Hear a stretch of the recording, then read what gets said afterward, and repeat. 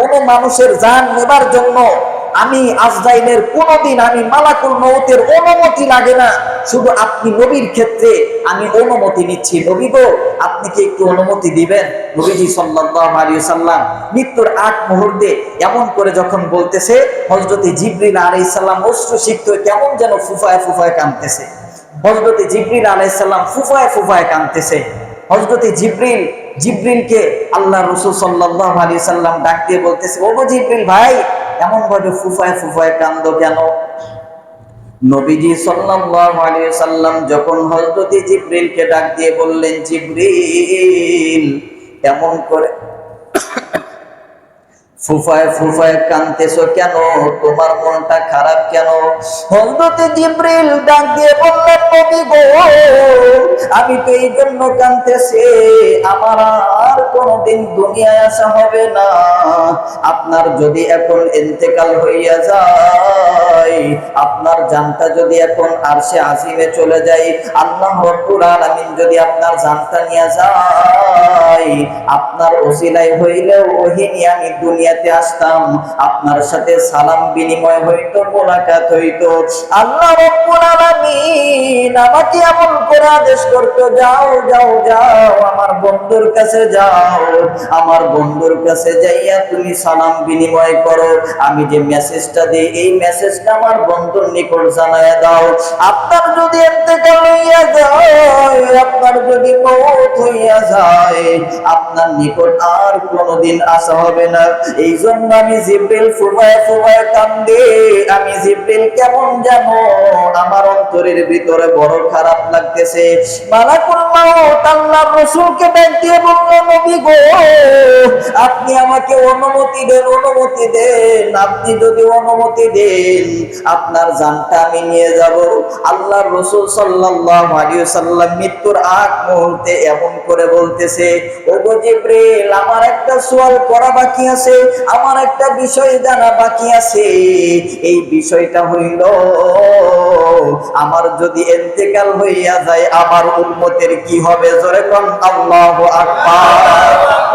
আপনার আমার নবী এমন নবী, আপনার আমার নেতা বিশ্ব নেতা, যেই নেতার নেতৃত্বের মধ্যে বিন্দু মাত্র ভুল নাই, এই নেতা কেমন দেখেন মৃত্যুর সময় উম্মতের কথা বলে নাই।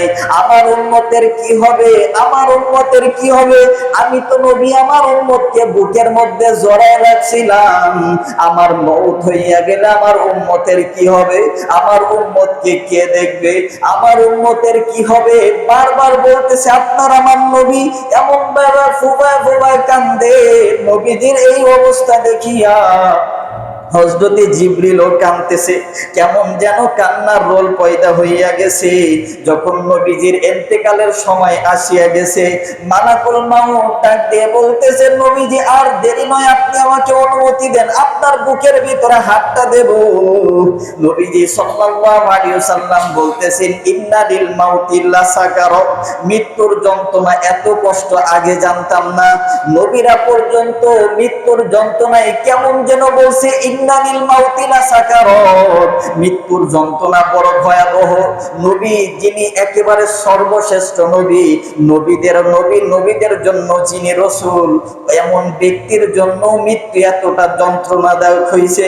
আর আপনি আমি এত বড় গাফেল হইয়া গেছি, মসজিদের মিনারা থেকে আজান হয়, এরপরও আল্লাহর ডাকে সাড়া দেই না, আল্লাহর সাথে নাফরমানি করি।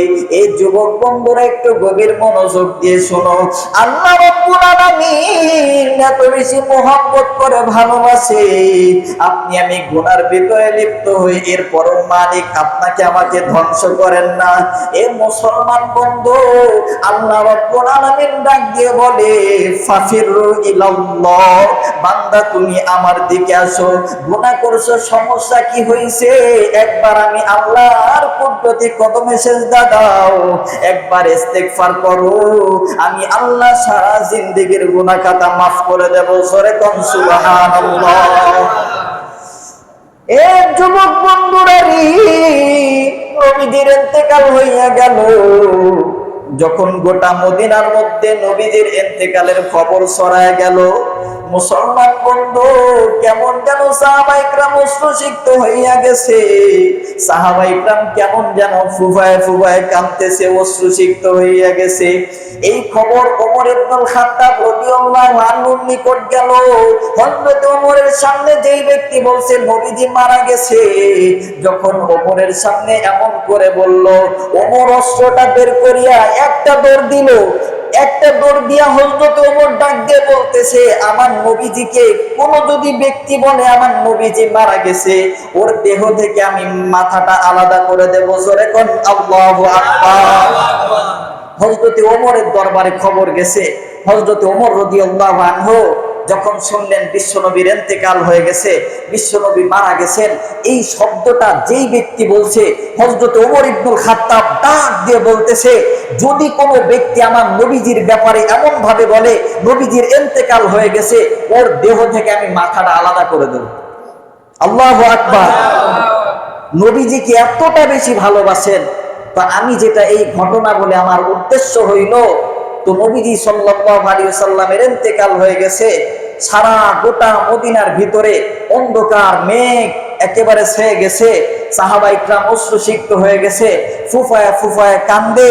এখন নবীজি সাল্লাল্লাহু আলাইহি ওয়াসাল্লাম সাহাবায়ে কেরাম এত বেশি ভালোবাসতেন, মহব্বত করতেন, এই মহব্বতের মানুষটাকে আল্লাহ রাব্বুল আলামিন উঠিয়ে নিয়ে গিয়েছেন। তো এই যে একটা যন্ত্রণা, ব্যথা যখনই স্মরণ হয়, নবীজির স্মৃতি স্মরণ হয়, সাহাবায়ে কেরাম কেমন যেন ফুফায়া ফুফায়া কান্দে। হযরত ওমর তো সহ্য করতেই পারে না। হযরত ওমর যখনই শুনে, হযরত ওমর বারবার কেমন যেন বেহুশ হয়ে যায়, অশ্রুসিক্ত হয়ে যায়। এই অবস্থা দেখে হযরত আবু বকর রাদিয়াল্লাহু আনহু ডাক দিয়ে বলতেছেন, ওমরকে তো এভাবে সামাল দেওয়া সম্ভব নয়।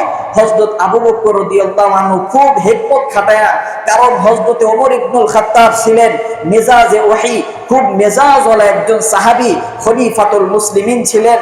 তো হযরত ওমরের এই অবস্থা দেখে হযরত আবু বকর রাদিয়াল্লাহু আনহু চিন্তা করলেন, এই ওমরকে এমন ভাবে তো সামাল দেয়া যাবে না, ওমরকে সামাল দিতে হইলে একটা আয়াত লাগবে। তো আল্লাহ রাব্বুল আলামিন এই হিকমতটা হযরত আবু বকর সিদ্দিক রাদিয়াল্লাহু আনহুর দিলের ভিতরে, অন্তরের ভিতরে, মেধার ভিতরে দিয়ে দিলেন। হযরত আবু বকর রাদিয়াল্লাহু আনহু ওমর ইবনুল খাত্তাবের সামনে গিয়া, ওমা মুহাম্মাদুন ইল্লা রাসূল কদ খলাত মিন ক্বাবলিহির রাসূল, আল্লাহু আকবার। এই আয়াতটা হযরত আবু বকর সিদ্দিক রাদিয়াল্লাহু আনহু হযরত ওমরের সামনে বললেন।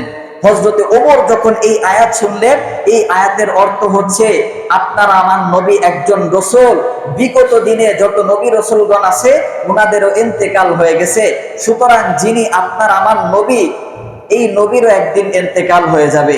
এই আয়াতের ভিতরে যখন এই বিষয়টা বলা হইল, হযরত আবু বকর রাদিয়াল্লাহু আনহু ওমরের সামনে এমন ভাবে বললেন, হযরত ওমর রাদিয়াল্লাহু আনহু একেবারে ঠান্ডা হয়ে গেলেন, মাটির মানুষ হয়ে গেলেন। এরপর আস্তে আস্তে সমস্ত সাহাবায়ে কেরাম অশ্রুসিক্ত হয়ে গেলেন। নবীজির মৃত্যু হয়ে গেছে, নবীজির ইন্তেকাল হয়ে গেছে, এখন আসেন নবীজির জানাজা কিভাবে হবে? এত বড় একজন মানুষ, এই মানুষের ইন্তেকাল হয়ে গেছে, এই মানুষের সমপরিমাণ তো আর কোনো মানুষ নাই, এই মানুষের জানাজা কিভাবে হবে?